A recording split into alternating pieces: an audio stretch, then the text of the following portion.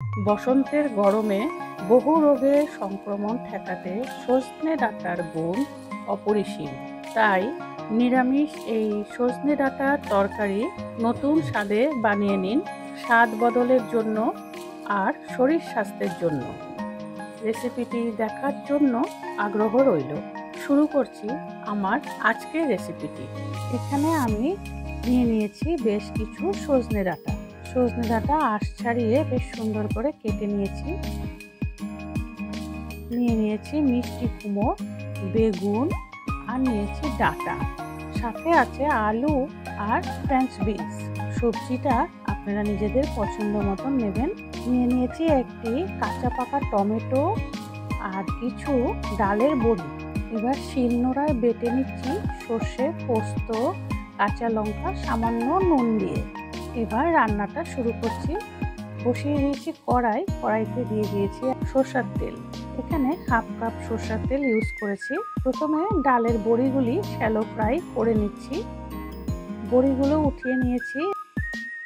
এবার সেই তেলেই দিয়ে দিচ্ছি একটি শুকনো লঙ্কা 2 টুকরো করে।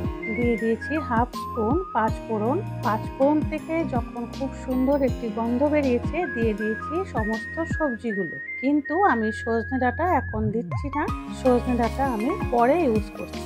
দিয়ে দিয়েছি স্বাদ অনুসার নুন ভালো করে মিক্সড করে সবজির সাথে এবার একটি বাউলস দিয়ে আমি ঢেকে রাখছি।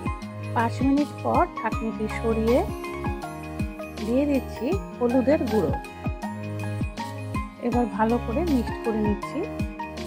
দিয়ে দিচ্ছি সর্ষে, পোস্ত, কাঁচা লঙ্কার পেস্ট।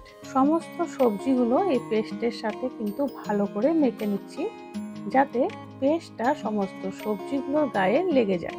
দিয়ে দিচ্ছি 2 টিস্পুন জিরের গুঁড়ো। জিরের গুঁড়ো ভালো করে মিশিয়ে নিয়ে এবার আমি দিয়ে দিচ্ছি সজনে ডাঁটাগুলো। যেহেতু সজনে ডাঁটা কচি কচি ছিল, সেই জন্য সজনে ডাঁটা যদি আগে দেওয়া যেত, সজনে ডাঁটার থেকে আঁশ বেরিয়ে যেত। সেই জন্য সজনে ডাঁটাটা পরে ব্যবহার করেছি। দিয়ে দিচ্ছি টমেটো। সজনে ডাঁটার সাথে ভালো করে সমস্ত সবজি মিক্সড করে নিচ্ছি। সজনে ডাঁটা আমাদের শরীরের পক্ষে কিন্তু খুব উপকারী।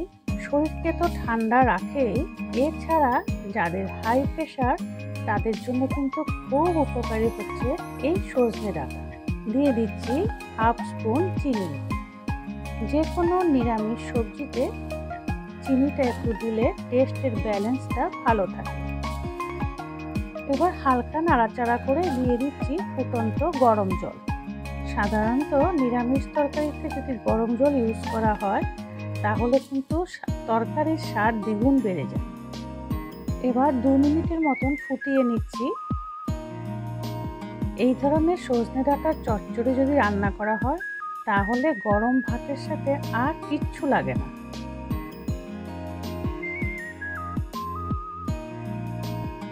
তারপর দিয়ে দিচ্ছি ডালের বড়িগুলো।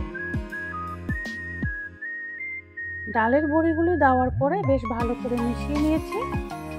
বাস রেডি হয়ে গেছে আজকে আমার সজনে ডাঁটার চচ্চড়ি।